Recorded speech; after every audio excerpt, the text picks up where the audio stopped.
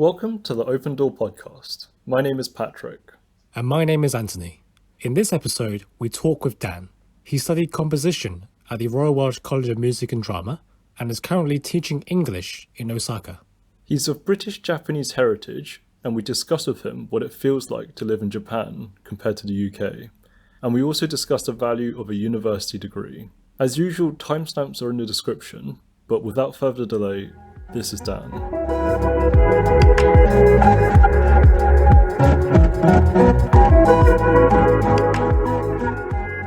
Right now you're in Japan.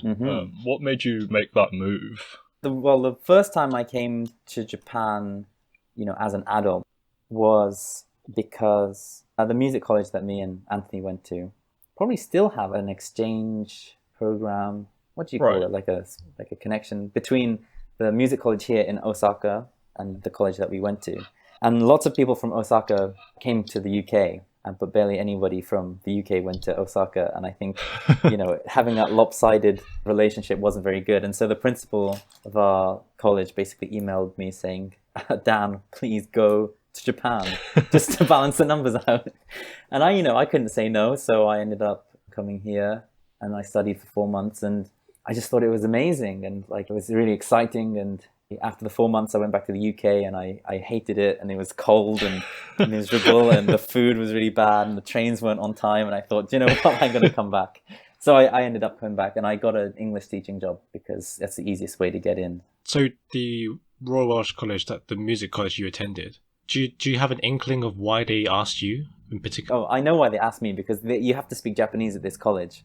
Osaka. Right, yeah, okay. And there's not that many people who speak Japanese. It's not the most common language to learn. So how many people ended up going from UK to Japan? Oh, just me. Was it just, oh my gosh. Yeah. It was only me. Yeah. Just me on my own. And it was funny, and they said they were going to do an interview with me. The Osaka college were going to Skype me. And I was really nervous about it, and I thought, oh no, what are they going to ask me? It's all going to be in Japanese. The interview started, they said hello in Japanese, and I said hello, and they said, how are you? And I said, I'm fine. And they were like, yeah, you can come. I was like, okay. Yeah, well, just we just wanted to make sure you can actually speak Japanese. I was like, okay. And then that's it. So then I came here. So were your studies all in Japanese then? Or? Yeah, everything was in Japanese. It was really bizarre, actually. I expected that, obviously with music terminology, we use lots of Italian and German words and French words. And I kind of imagined a lot of them would be the same when I came to Japan, but it's not at all the case. They have their own words for everything. Oh man. And also they have their own system of notes, and I can't remember it at all. I didn't really have to use it often, but C, D, E, F, C is ha, and D is I can't remember at all. It's a completely different system. They have a completely different way of naming. And usually they tend to use do, re, mi nowadays, solfege, but they also have an old kind of Japanese system of just lettering the keys and the notes. Yeah. Yeah, sure. Yeah. Have you visited Japan before? Yeah. When you were younger, growing up? Yeah. It's weird in a way that I'm in the same country as as those trips that I went on, because obviously when you're on holiday, everything is just great and fine and dandy. And then now I live here, it's just God, I've got to pay tax constantly.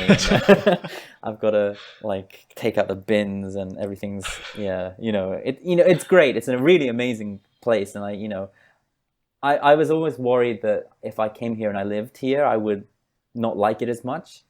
And I think honestly, I do like it just as much as I used to. Maybe even more, because I have a more realistic view of what it's like to be here. So yeah, but very. Yeah, different living somewhere and being on holiday somewhere. It's the thing I kind of really love about Osaka, because it's really dirty. It's if you go to Tokyo, Tokyo is super clean and tidy and shiny, and it's a great place. And it's kind of the same with Kyoto and even Kobe in a way, but Osaka is really kind of cheap, cheerful, dirty, and real, And I think kind of the reason I really like it here, it's not glamorous. It's not a very glamorous place. It's it's not very pretty. It's not a pretty place at all. And actually, the place that I live is really kind of quite well known for being a bit of. They call it a shitamachi, which is they write it like down and town, but it just means it's like kind of like not a good area, like low quality, low class area almost. And I kind of chose to live in this neighborhood for that very reason, because I really I love the yeah, because everywhere you go in Japan is just so safe. So I never worried about being robbed or attacked or anything. So these places to me aren't like scary. They're kind of just charming and a little bit dirty, but kind of like it. Personality. Yeah. So if you come to Japan, I'll come to Osaka. Do you feel a sense of belonging in Japan right now, or do you feel like the UK is still your home? Oh, I do feel like being in Japan, even a big city like Osaka, like there aren't loads of Westerners, as it were, like people who look like they're not from Japan or not Asian even. And so for that reason, I do feel like I stick out even now. It is weird because say you went to London. I mean, London is so multicultural that for sure no one sticks out in London. Right. It would be amazing if you sticked out in London. It would be, you'd have to be like running around naked and screaming or something, right? So like even I think London, that'd be normal. I think. Yeah, well, I don't know. So like I feel, I don't know, like I stick out a little bit still, and like I feel comfortable here, and I think the second I open my mouth and I speak some Japanese, I think people kind of like maybe they're more welcoming. But we were talking about this, like the one big problem Japan has is that you can't have two passports. You can't have dual citizenship. Yeah. And so if I was to become a Japanese citizen, I'd have to renounce my British citizenship. And I just couldn't do it. It would just be so wrong. I don't know. It's funny that I kind of surprised myself that I reacted in that way when I thought about it. So yeah, the UK is like always going to be my home. It's where I was born and I grew up. But it's like this is my second home, I guess. I mean, I have a bit of not an advantage, but it's easier for me because I do know the language, and like I'm technically half Japanese. So Anthony, did you feel like that in Korea? Did you feel at home? I did. Before I went to Korea, I was in a serious relationship with a Korean girl, and through her I already had glimpses of the Korean culture with her. Okay. When we lived together during university, she cooked a lot of traditional Korean food. Okay. So I'm talking about real things you eat at home in a Korean home. Mm-hmm. So, and I already learnt and picked up a lot of the Korean etiquette, eating etiquette, stuff like that. So before I went, I already had these things in my habits, so to speak. Yeah. So going to Korea and acculturating into that culture wasn't that difficult. So the way I behaved in Korea was very much in line with how Koreans behaved anyway. And then I noticed that by doing this, the Koreans thought I was Korean before I even opened my mouth. Oh, really? Because of the way I acted in Korea. And also having spoken Korean to my ex-girlfriend at the time really helped practice my pronunciation. Yeah, sure. So after a while, sort of a foreignness in the accent was gone. Oh, that's interesting. So even though I wasn't fluent, the words I knew, I could speak them well enough to a native accent. Yeah. So when I opened my mouth, they would carry on speaking to me in Korean as if I was Korean. And in my head, I was like, oh my God, how do I get out of this situation? They're going to find out. I'm going to be exposed. Yeah. They're going to find out. I'm going to make an excuse to go away. I almost tell this to people who are like learning Japanese. It's just like, learn how to say thank you perfectly, because that's probably, and then anyone who's serving you at the shop will think you're just like fluent. Exactly. Yeah, exactly. Yeah. But to answer your question, I did kind of feel at home because the Koreans accepted me as one of them more so than British people did to me. Oh, really? Home. Okay, that's interesting. It was a very nice feeling to be not discriminated on my skin color at all. Did you feel like you were discriminated in the UK? Discriminated? Oh yeah. So really? Yeah. For sure. Yeah, for sure. It's funny because for me, like, I've never had that experience in the UK. I don't think. I kind of surprised myself how British I am in a way. Yeah, I never had that. And my parents told me they were always really worried, or before I went to school even, that I'd be picked on constantly or whatever. But yeah, I never had that, so I get maybe. Also, you never experienced any prejudice, discrimination? Never in the UK, racism? absolutely never. Really, I can't think. Why do you think that is, in your opinion? I don't know. Lucky, surrounded by some nice people are just I lucky. don't know. Yeah.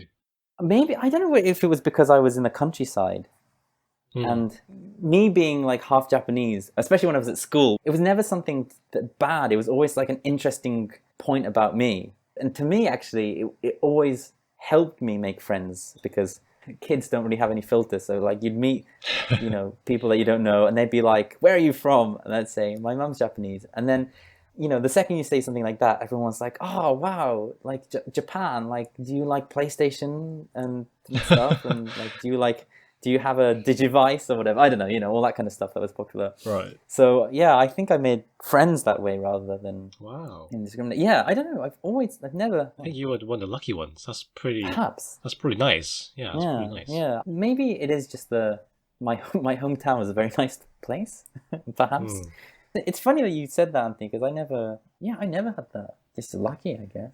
I don't know, Patrick, whether you felt like that. I feel like I've experienced quite a bit of racism every step of the way. Oh, wow. Okay. In every institution I've been in, whether it was school or work, I feel like there's been a bit here and there. Instances where I haven't, when you make a complaint and you're just not taken seriously. Yeah. Really? Stuff Wow. like that.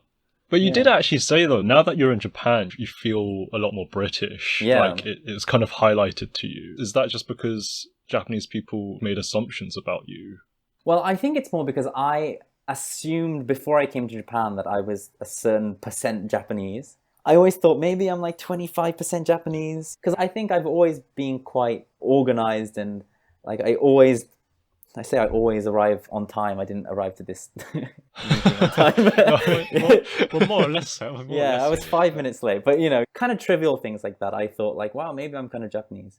And so, 25% or something. And then I ended up coming here. And then it's really hard to put your finger on exactly why. But now that I've stepped out of the UK and I'm kind of looking in, I can just see so many things about the UK and then so many things about myself that are so similar. Well, here's one thing I always think. It's like, then they teach English in Japan. Like they're so thorough about everything. It's just like, making sure that the lowercase is like exactly half the height of uppercase and making sure you put a full stop and spelling well, obviously spelling's important, but like, that's the attitude. And that's the attitude to Japanese as well. It's got to be kind of perfect. Whereas I'm kind of teaching this, but I'm thinking like, who cares? Like just write it. Like don't worry too much about it. I think it's like that kind of attitude. Like, oh, it'll be fine. Just go for it and don't worry too much. Right, like a carefree kind of attitude. Yeah, like just not thinking too much about it. Maybe it's very British. It's funny, when I lived in the UK, I always thought like Britain doesn't have culture. Like it's just bland and nothing.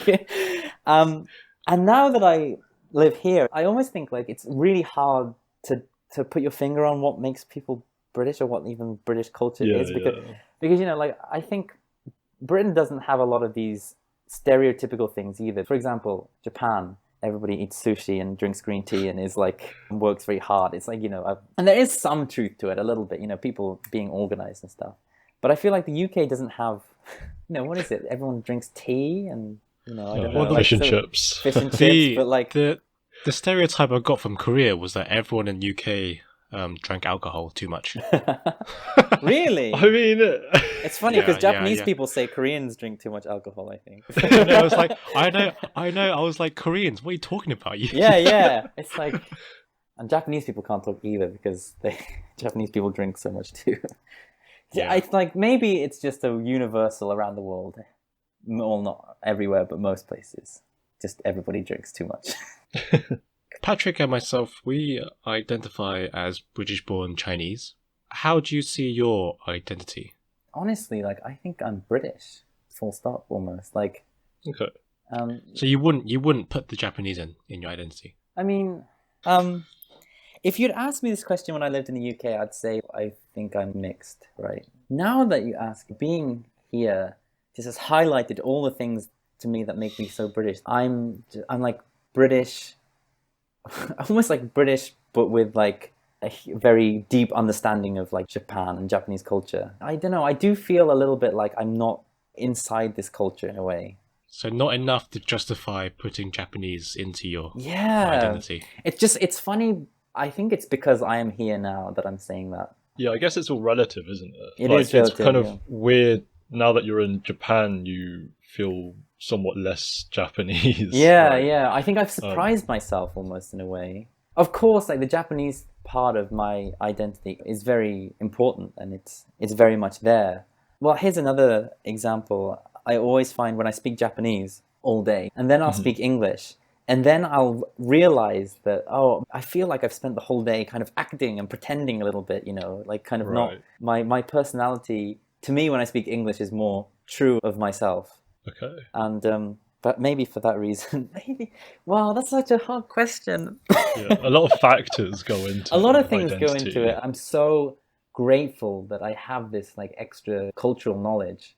Also, I guess because there's a whole passport thing we just talked about. It's like if I have to pick one, well, it's like I would pick that I'm British in a way, and something that I haven't got my head around. Because it just occurred to me, like when I'm with my white Western friends, like my Asianness is highlighted a lot more. Oh, really? And I feel very Asian. But when I'm with actual native Asians, like people born and raised in Hong Kong, for example, I feel very British and Western, just because, like, compared to them, I am British and Western, you know.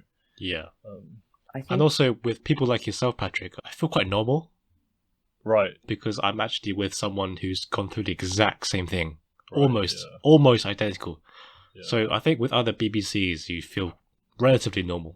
Yeah, I would say another thing, it's actually a problem that I have with being in Japan is that I find it really hard to make friends in Japan with Japanese people. Like there's just something about my personality, obviously not everyone, but like a lot of Japanese people's personality that just doesn't seem to click in the same way. I think it's humor. I've found, like, I'll say something in Japanese that I think is really funny, but and like I'll have no response at all. I'm just like, oh, okay, I guess that didn't work then.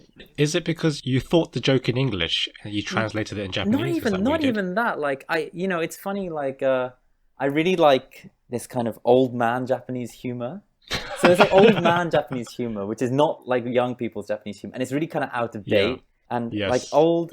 Koreans have that too. Oh yeah, do you know what I was going to say with the Korean one? For example, there's one that I knew it's something about like which country has no roads? Indo, which is like, do you know this joke? Oh, because like Indo is like this is Korean. I think it's Indo. It means like India, but also it means it means like the pavement. Right. So right. it's like, okay. It's right. like a really. Yeah. Okay. Okay. Anyway, like jokes like that. I don't know. Like I just think that's so. Like it's kind of like the ridiculousness of it. I just think is great. Yeah. But like no, like so for me that's kind of like the humor that I find funny. But like young Japanese people don't find that funny at all. Do you think that's because your humor in Japanese culture came from interacting with the older generation, like your mum, for example? Could be. Yeah. That's a very good point. Well, okay, I would say, before I really moved to Japan, the majority of people I spoke to in Japanese were older and female, basically. So it's like, for me, talking to women who are my mum's age is really easy. Because it's kind of like talking to my mum. Yeah. Like, I kind of know what to say. And like, I even, whereas like talking to like guys who are like my age, it's quite hard. I'm just like, I'm not quite sure what to say. Yeah. No, I definitely found that as well. I don't know whether like the biggest factor is how interested they are in Western culture or British culture or like, because if they're really into like, British music or American pop music or rock or anything, like then I have something to kind of latch onto and then, it's much easier. So a lot of my Japanese friends, either they can speak English pretty well or like they're really into, like I have one friend who's like really into Queen. So like we just talk about Queen all the time. Nice. Like, Freddie Mercury. Yeah. Like, so for me, like that's probably the biggest factor. And again, to me, it makes me feel very British. Yeah. With me and native Hong Kong people, even my taste in Hong Kong music is very dated because it's what my mum listened to, which is, generations difference. And so when I try and socialize with Hong Kong people my age, it's a little bit difficult because all of my tastes and stuff is all very last decade.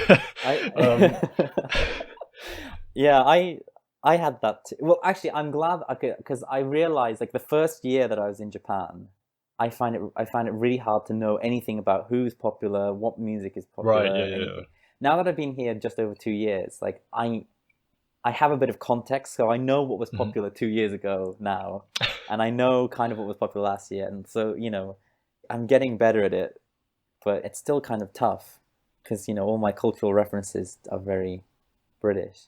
Here's one thing also. Here's another thing that's interesting is like obviously because I'm here, I don't know very much about what's going on in the UK about pop music. Right. And I think my brother asked me. This is quite a while ago though. We were talking about something, and he said something about Lewis Capaldi. Right. And I said, "Who's Lewis Capaldi?" And he said, "Like, how do you not know who Lewis Capaldi is?" And he was like a big deal, right? And I didn't know. He was on the radio every day. Yeah, and then I had to look it up, and I'm like, okay, he's just some strange guy from Scotland. I don't really get it. But yeah, and then it was strange because like I thought after some years is my not pop music, but like just popular cultural knowledge of Japan going to overtake my knowledge of what's going on in the UK. Maybe. Interesting. Yeah. No, I think it's starting to. If you didn't know who Lewis Capaldi was. It was a while ago though, and I'm going to say it was probably before he was super big. I don't know. Right. Just for the record, but I was like, who is it? Because why would I have known? Yeah. To be fair, he's had like one big hit that I know of, and then that's about it. He's done other stuff, but he hasn't been as well known for that. Yeah. But going back to like connecting with native Japanese people, another thing that I want to say about that in my experience with native Hong Kong people is, well, they're not as willing to talk about deeper issues. I find that we don't really talk about any sort of emotional stuff. So we're not able to form that kind of meaningful connection that I'm able to form with perhaps Westerners or Western people. And I'm not just talking about like white Western people. I mean like other British-born Chinese people and British-born Asians. And often with them, I'm able to just explore deeper issues and form, like I said, that emotional, meaningful connection. I don't know if that's the same with you. No, absolutely. Especially when I was at university in the UK. Like maybe after a few days, we'd be talking about very serious things. If we got on. Yeah. Actually, I realized this. The one way to get like the in I've found with like Japanese people is people like to talk about, oh, so do you have a girlfriend, or like do you have and like everyone loves to like old ladies will always ask you like, oh, have you got a girlfriend? And like everyone asks you, and like that's such a good in because then you could be like, oh yes I do, or no I don't, and blah blah blah, and then suddenly they open up when that question's asked. It's just like, oh, do you want to like get married? And then they're just like, yeah, that's my one little technique that I found. Like people tend to open up a bit more. Yeah, I don't know. It is true though. Like I think people aren't as willing to open up as quickly. There's a bigger wall to get over. But I think people are just people once you get past the wall, right? Sure. Totally the same with like Japanese people. It's like perhaps there is a bit of a bigger or taller wall to climb over. But once you do, it's like people are so interesting. And you've said that university isn't really worth the money and people only really go for the experience. Is it okay if you expand on this? Because we're really interested to get into this topic. The reason I say that is because my feeling is that degrees aren't really worth what they used to be worth. My parents' generation say, I think it was quite rare if you had a degree. And so it was kind of worth going. And I think if people were looking for somebody to employ and they had a degree, it's like, wow, okay, you have an edge. You've had like this formal education. Whereas now I think it's almost the case that you're expected to have a degree. I think a lot of people do. And I think so the value of it, it's not the same as it used to be. And the reason I talked about this is because I think with a lot of things, I've realized now it's that you just kind of have to do it. And it's especially with music, I think a lot of the people that do well as far as like their music careers are concerned, usually kind of just went and they did it and they played a lot and they made connections. And So I think I'm a little bit skeptical of how worth it is, especially because it's so expensive as well. Yeah. If we just talk about the music sphere, I think university can be good because music industry is all about connections, right? And making connections with different teachers, different instrumentalists. And then once you have these connections, once you build these connections over your undergraduate, I think it can be very valuable for when you graduate as well. So you can start a career both together in performance as well. And even if they have students that they can't take on anymore, they can pass them on to you. So I think people in the music I'm talking about specifically, university or conservatoire for music can be quite useful in that sense. I'm not sure if you agree with that. Definitely. Probably the most useful thing about doing a music degree, I would say, is the connections that you make and the social aspect of it, which is really important. I think my question is that worth the money that you spend going to university in a way? I think I say that because I see a lot of people around me who didn't go to university or they dropped out of university.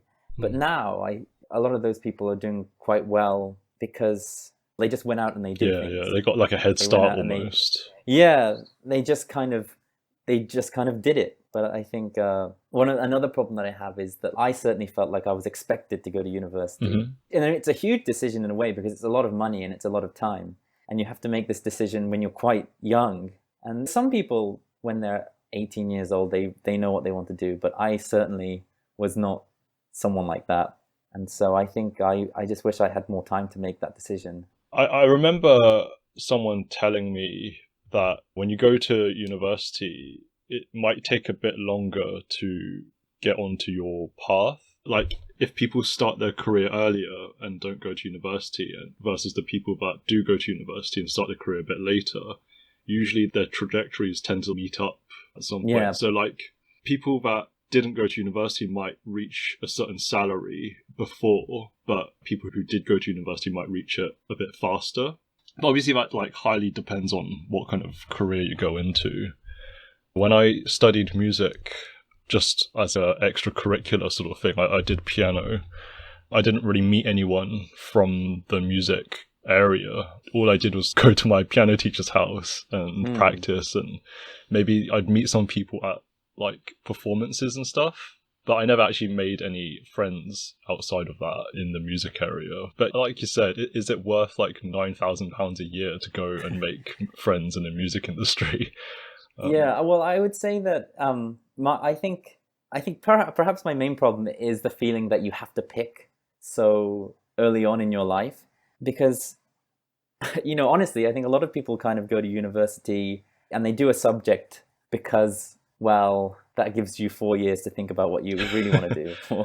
I think honestly, the logic was I have to do a degree, like everyone's expecting me to do it. And if I'm going to spend 3 or 4 years doing something, I might as well do something that I like. So I picked music, basically. Yeah. Which is, I don't know, in hindsight, it's not the best reason to pick a 4-year course. Yeah, it's a strange thing. I wish I had more time to think about that. But before we move on from that, because that's interesting, I just want to say, in our music course, you guys were talking about if the £9,000 was worth the music degree per year. Yeah, a year. And I think it can be worth it because a lot of the concerts that were put on by the university in these really astounding theatre halls and the concert hall that was built in the building, like the Dora Stautska Hall, which is an acoustically fantastic place. And then you have the drama theatre that right across the foyer, and students can have free tickets to all these concerts. Yeah, that was really amazing. And there's hundreds of concerts a year and plays that are being put on a year. I mean, and you have all these really famous musicians come to play, and you get to see them for free. So I think in some ways the £9,000 can be worth it for this sort of concert exposure experience. I think if you did that in the outside world, that would cost you, I think, probably a few grand. Yeah, it would attend. Yeah. It would be pretty expensive. Yeah, no, definitely. The best thing I remember was the fact that we could go to St. David's Hall. Yeah. And see was it BBC National Orchestra of Wales? Yes, yeah. Well, not just them, alone, like lots of other orchestras for £5. For £5, even less or something like that. That's pretty cool.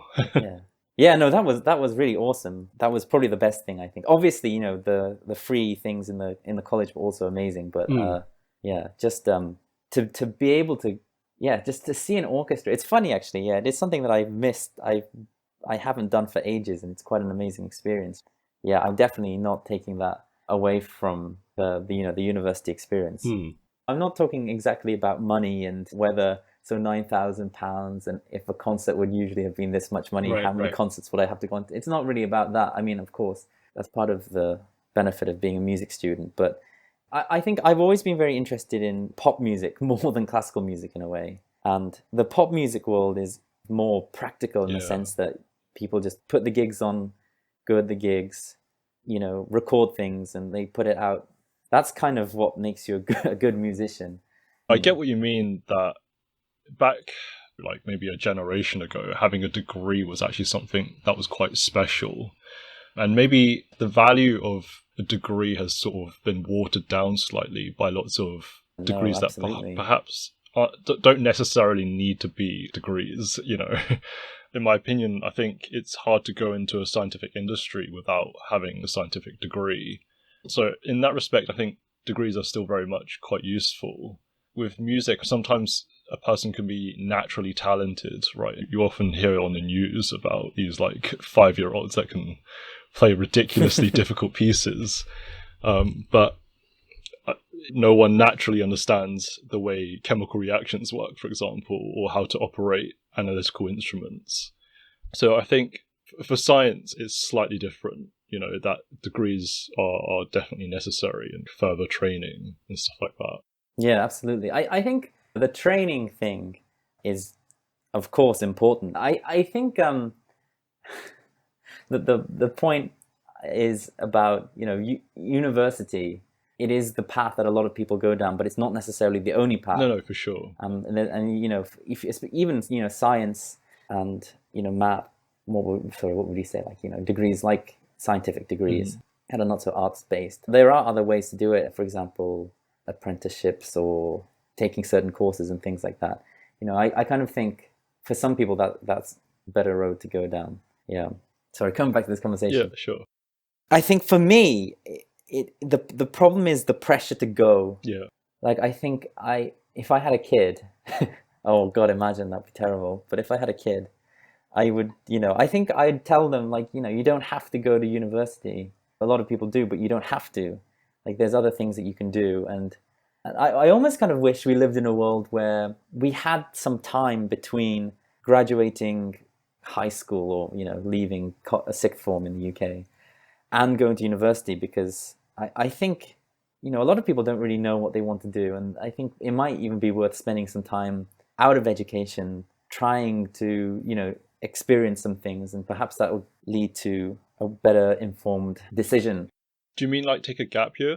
Yeah, well, like taking a gap year. I mean, I took a gap year, although it's not like, you know, I think not taking a gap year necessarily, but, you know, taking, it could be 2 or 3 years, or taking some time to think about that before you even go, because it's such a big decision. Yeah. In my head, I kind of think that would be a better way to do things.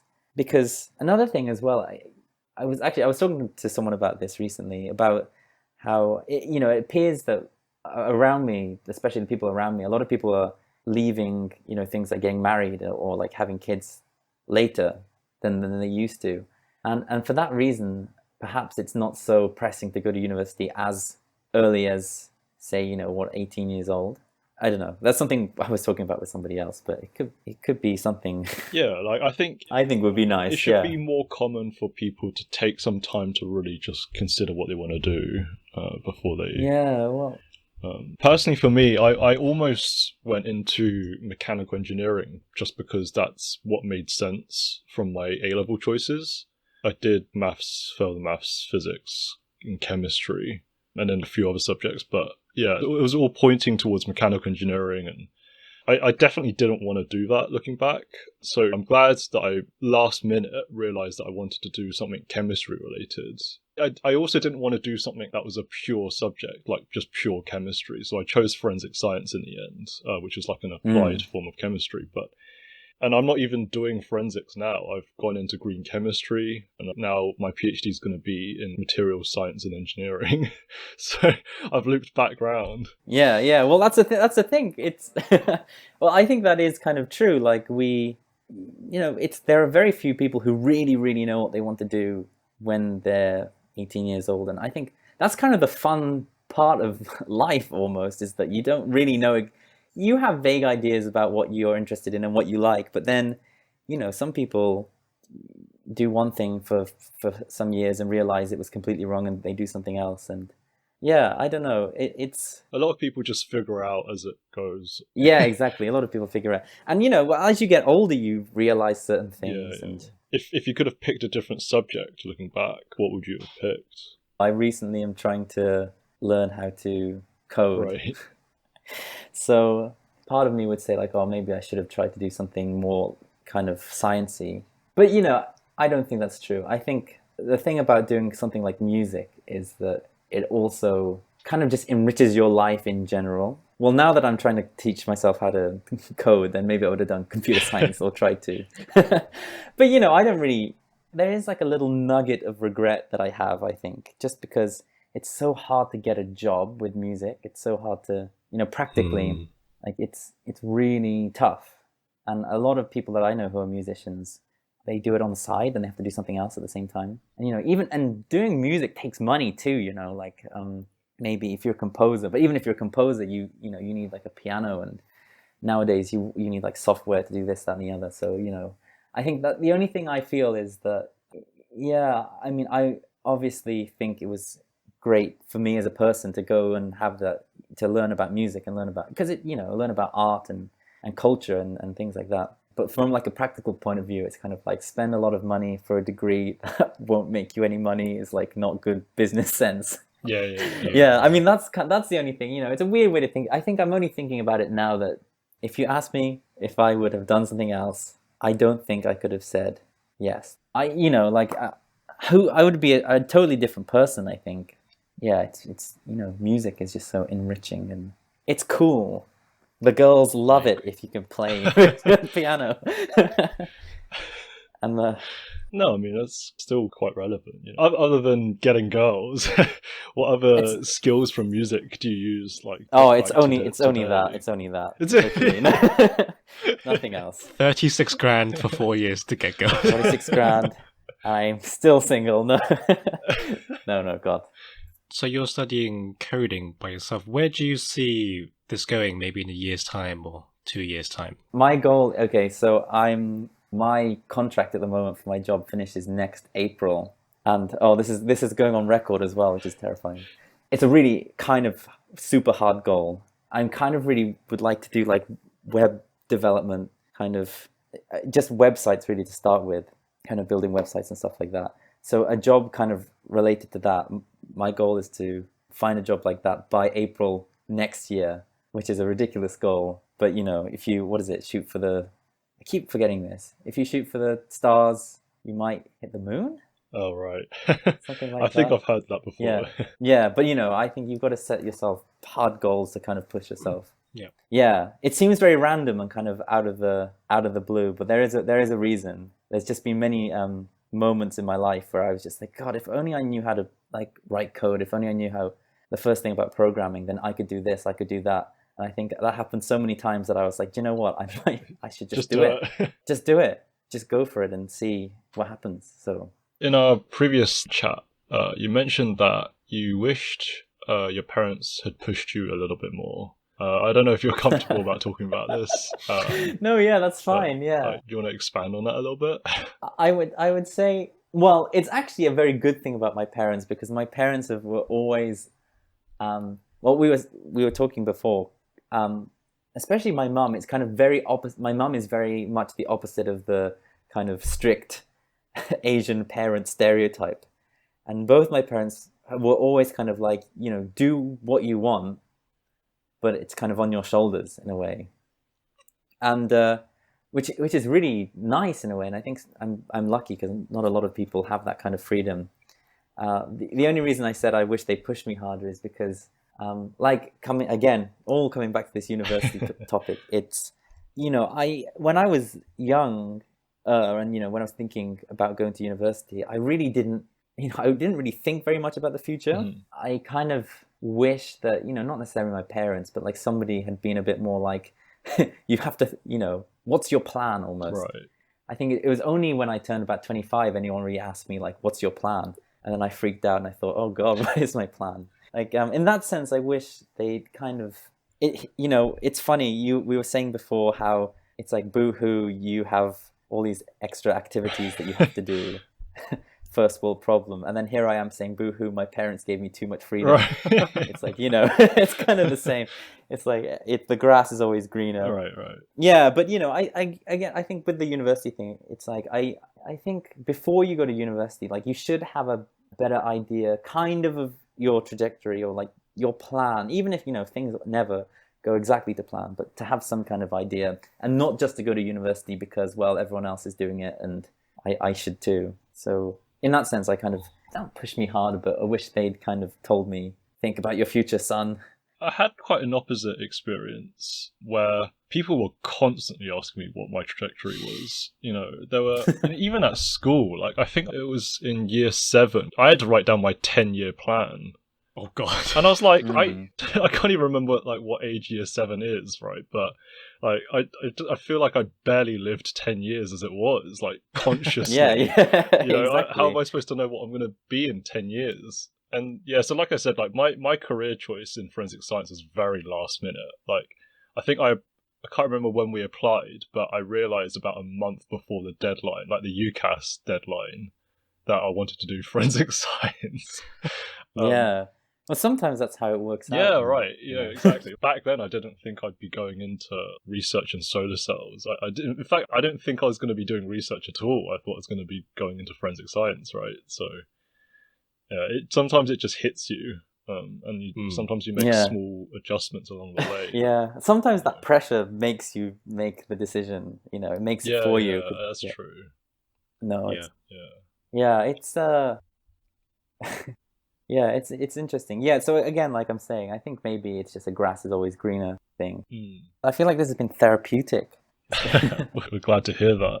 That's kind of the aim, and that's kind of what inspired this podcast, because when Anthony did his project for his master's on cultural identity and cultural homelessness, he and I had like an interview sort of thing where he asked me questions about my experiences, and I found it pretty therapeutic and a bit like of a relief to be able to just talk about that quite openly. So we kind of just wanted the same thing for other people.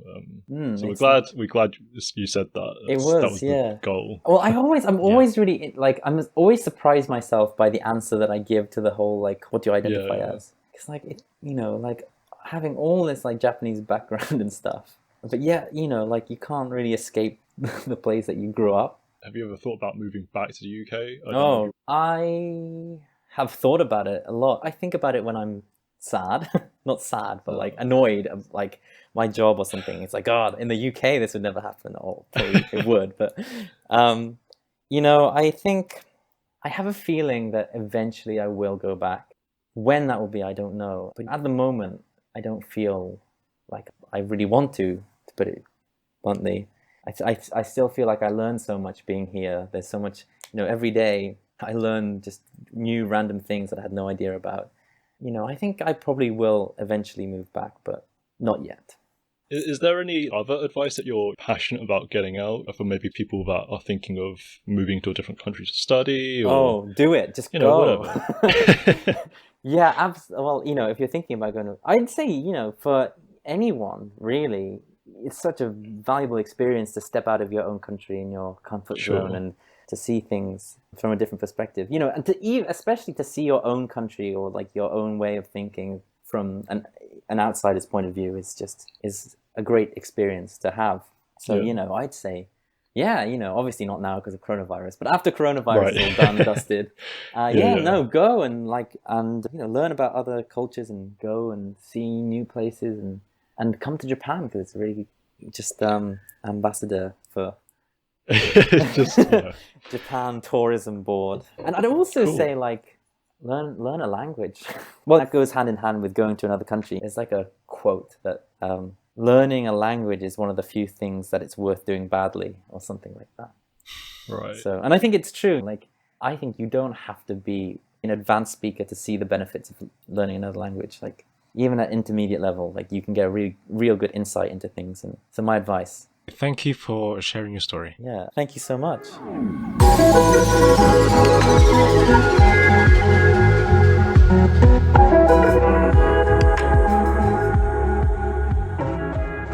So, that was the end of episode 7. We'd like to thank Dan for telling us about his journey to Japan and also his thoughts on university. So, Patrick, what did you think of the episode? I found his perspective on the worth of a university degree quite interesting. When he first talked about it, my ears really pricked up because I've literally just spent like 4 to 5 years of my life at university, and I'm still there now. So, when he said that, I was really intrigued. But after hearing him out, I definitely agree. Obviously it depends on the subject and if the degree really contributes to your life goals. And I also understand where he's coming from about it being kind of unfair that you have to make such a big life decision so early on. I think I was quite lucky in that I knew what I wanted to do in science, and then I had I had some time to make minor adjustments in my trajectory. So I was one of the lucky ones. But from the sounds of it, Dan sort of he wasn't 100% clear that's what he wanted to do. And he also mentioned the fact that at 18, we don't really know much. And especially for me, I was extremely ignorant at 18 years old. I sort of wish sometimes that I had my current worldview when I was 18. Who knows, I might have made completely different life choices if I had that, mentality. And also, it was so nice to connect with Dan again after so many years of being apart. As part of my teaching module when I was studying music as well, he was actually my piano student. And to return the favor a few months down the line, he needed a pianist, and I stepped up and wanted to help him back. And the piece, I remember quite distinctly, it was very comfortable to play. He showed real understanding of piano writing, so I was really impressed by that. And it was also very interesting to hear that Dan never experienced any racial discrimination growing up in Shropshire. And to hear his classmates using, Japanese cultural points such as PlayStation to be friends with them rather than to bully. It was really heartwarming to hear about this. And I wish people were taught to embrace each other through similar interests and hobbies, rather than marginalize someone because of their, cultural or physical differences. Racism can definitely be overcome when you discover, you're not that different from one another. Both are human with very similar upbringings and very similar interests, despite living in different countries. Yeah, I'm glad he's never had to experience that. But I was quite surprised to hear that. But it's also really nice to hear that he thought this was quite a therapeutic experience. It's really nice to hear that he had a good time. Yeah, it was nice to hear that we're doing our job well. Yeah. Like I said in the episode, this is what we're really aiming for with our guests and with our audience. So if you enjoyed this episode as much as we did, come and let us know on Instagram. But, next episode will be out same time next week, and we'll see you then.